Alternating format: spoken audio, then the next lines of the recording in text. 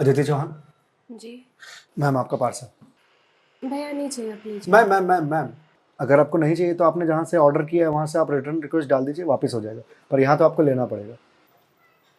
ठीक है दीजिए। मैम हाँ एक गिलास पानी मिलेगा? भैया आप कहीं और पी लो पानी प्लीज। मैम बहुत ज़ोरों की प्यास लगी है। ठीक है लाती हूँ।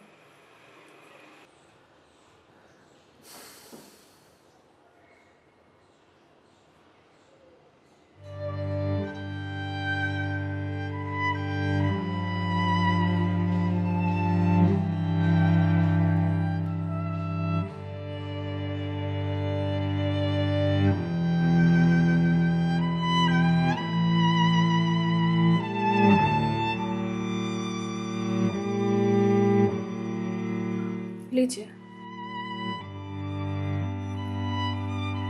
लीजिए भैया, देख क्या रहे हैं?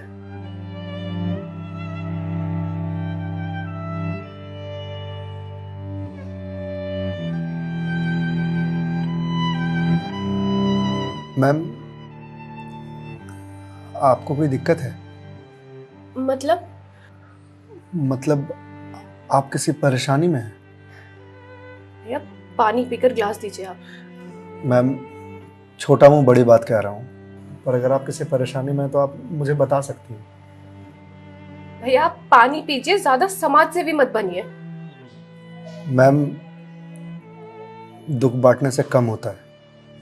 अच्छा, और आपको किसने कहा कि मैं दुखी हूँ?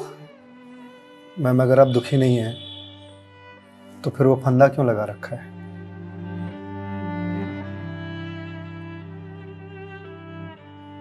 मैम मैंने सुना है खुशियां बांटने से बढ़ती हैं और दुख बांटने से कम होता है।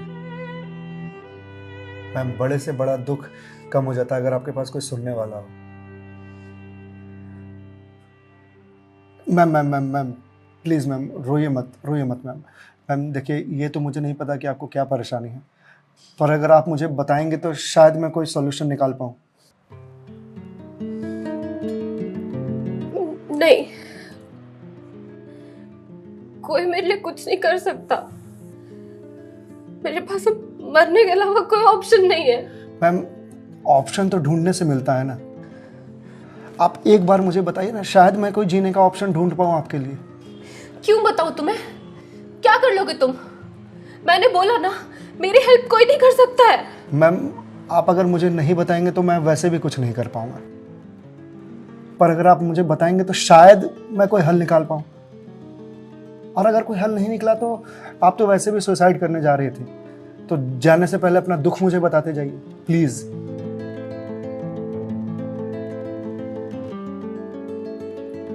Please ma'am.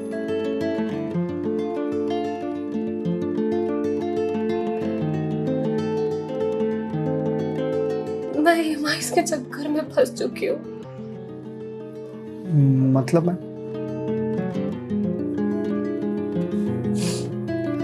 कुछ साल पहले एक कोर्स के लिए मैंने लोन लिया था, फिर उसके कुछ वक्त के बाद एक और लोन, और ये लोन का सिलसिला यूं ही चलता गया। इस महंगाई के जमाने में पैसे की जरूरत तो हर किसी को पड़ती है, मुझे भी थी। मैंने प्राइवेट कंपनी से भी लोन लिए, ज्यादा ब्याज पर, और अब मैं उन्हें चुका नहीं पा रही हूँ। क्यों मैम, आपके पास जॉब तो होगी ना? जॉब थी, पर मैं जिस कंपनी में जॉब करती थी उस कंपनी ने मुझे ये कहकर टर्मिनेट कर दिया कि फाइनेंशियल लॉस के कारण वो मुझे और मुझ जैसे कुछ एम्प्लॉयज को सैलरी नहीं दे सकते। तो मैम आप किसी और कंपनी में ज्वाइन कर लो, बहुत सारी कंपनीज हैं यहाँ तो। तुम्हें क्या लगता है मैंने अप्लाई करने का ट्राई नहीं करा होगा? जॉब नहीं खोजी होगी? बहुत की थी, पर इस रिसेशन के जमाने में जॉब मिलना कितना मुश्किल है ये तुम जैसे डिलीवरी बॉय को क्या पता।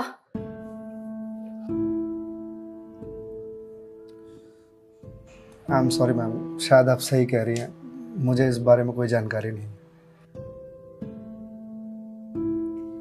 जॉब जाने के बाद मेरे से चीजें हैंडल नहीं हो रही हैं।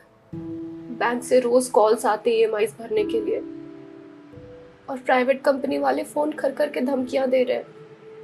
मैं इस लोन के जंजाल में फंसती चली जा रही हूँ, और अब मेरे पास सुसाइड के अलावा कोई और ऑप्शन नहीं है। मैम ऑप्शन क्यों नहीं है? आप ये बात अपने घर में बता सकती हैं, अपने पापा को बता सकती हैं। नहीं, मैं ये बात अपने पापा को नहीं बता सकती। क्यों मैम? मेरे पापा रिटायर हो चुके हैं, उनके ऊपर पहले से घर की बहुत रिस्पॉन्सिबिलिटीज है। वो मेरी शादी के लिए पैसे भी जोड़ रहे हैं। मैं उनसे किस मुंह से पैसे मांगू? मुझे पढ़ाने के लिए, बाहर भेजने के लिए उन्होंने ना जाने रिश्तेदारों से कितने ताने सुने होंगे। और अब जब मैं उन्हें ये जाकर बोलूंगी तो लोग क्या कहेंगे? मैम पैसे आपको अपने पापा से मांगने हैं या लोगों से? पापा से लेने हैं। तो फिर अब लोगों का क्या है? लोगों का तो काम है कहना, वो तो कहते रहेंगे। पर मैं किस मुंह से जाके अपने पापा को ये बोलूं?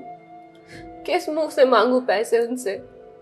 जिस उम्र में मुझे उनका बोझ उतारना चाहिए, सहारा बनना चाहिए, उस उम्र में मैं उन पे ही बोझ बनूं?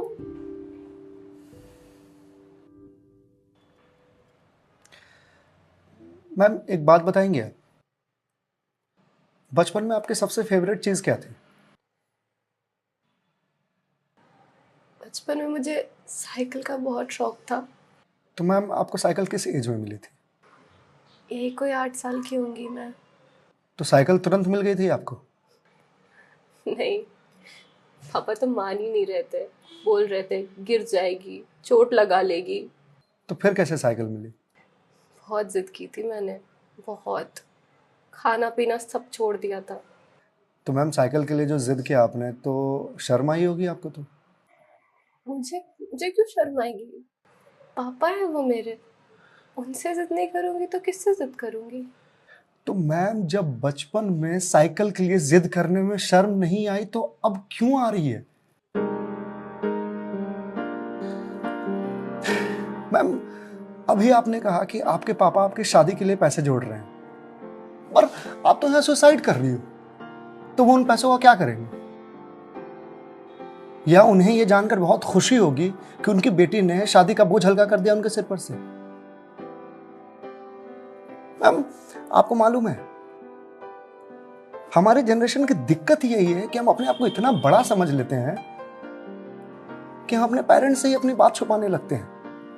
कभी ये कहकर कि पापा मम्मी नहीं समझेंगे, या कभी ये कहकर कि मैं उन्हें परेशान नहीं करना चाहती, या कभी ये कहकर कि हम दोनों की सोच नहीं मिलती है। एक बार आप अपनी दिक्कत अगर अपने पेरेंट्स से शेयर कीजिएगा ना, तो आपको जीवन में फिर कभी सुसाइड करने की जरूरत नहीं पड़ेगी, या मेरे जैसे किसी अनजान से अपनी बात शेयर करने की जरूरत नहीं पड़ेगी। प्लीज मैम एक बार शेयर करके देखिए, उनसे बेहतर दोस्त इस दुनिया में कोई नहीं हो सकता। प्लीज मैम एक बार ट्राई कीजिए, प्लीज मैम।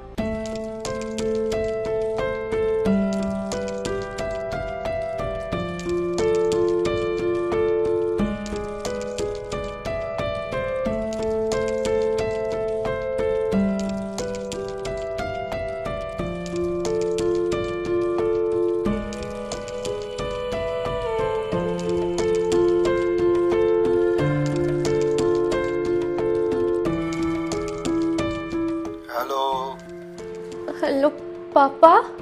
हाँ दीदी बोल, कैसी है बेटा? पापा मुझे आपसे कुछ बात करनी है। हाँ बोल ना बेटा। पापा मैं क्या हुआ बेटा? पापा मैं बहुत परेशान हूँ। हाँ तो मुझे बता ना, किस लिए परेशान है? अदिति बेटा रो क्यों रही है, बता ना क्या बात है? पापा वो मैंने बैंक से लोन ले रखा था ना,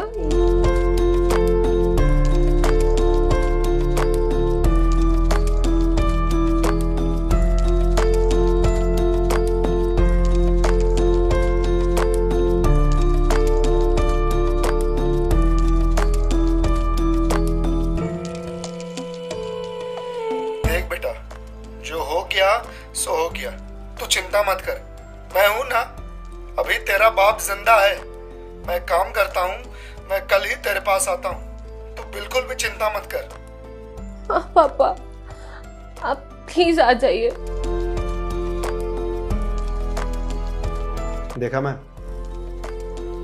आपके पापा आपके एक फोन पर यहाँ आने को तैयार हो गए और आप इतने दिनों से अकेले सफर कर रहे थे।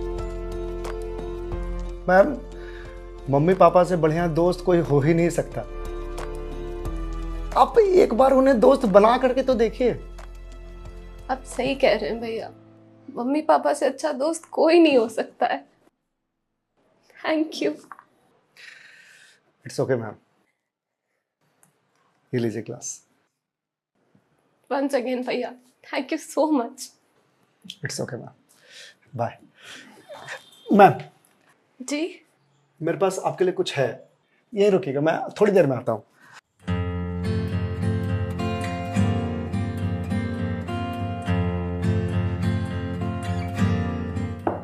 मैम। जी भैया।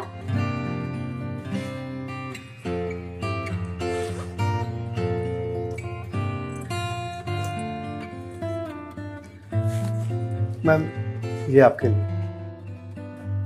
भगवत गीता? जी मैम। मैम, 2020 का साल मेरे लिए बहुत बुरा था। कोरोना में मेरी जॉब चली गई।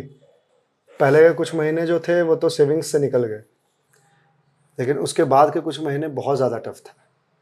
मेरे ऊपर भी आपकी ही तरह बहुत सारे EMIs थे जो मैं पे नहीं कर पा रहा था, जिस वजह से मैं बहुत परेशान था और सुसाइड करने की सोचने लगा था। और एक दिन तो सुसाइड करने निकल भी गया था, लेकिन पापा ने मुझे पकड़ लिया। पहले तो बहुत डांटा,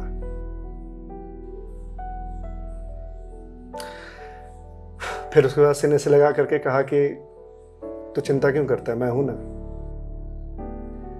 उन्होंने ही मेरे सारे बिल्स पे किए और उसके बाद ये भगवत गीता दिया मुझे और बोला, बेटा जीवन में जब भी कोई परेशानी आए, किसी चीज का हल ना मिले तो ये पढ़ लेना। इसमें जीवन की सारी परेशानियों का हल तुझे मिल जाएगा। और मैम, वो दिन है और आज का दिन है।